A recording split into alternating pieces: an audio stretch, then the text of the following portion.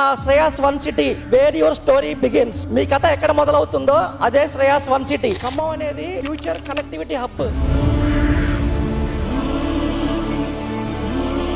తెలంగాణలో number 1 place లో ఉండబోయేది ఆఫ్టర్ హైదరాబాద్ ఖమ్మం మాత్రమే. వన్ సిటీ అనే ప్రాజెక్ట్ ముందుకు వచ్చామండి. ఫస్ట్ ఫేజ్ 25 ఎకర్ చేస్తున్నాము.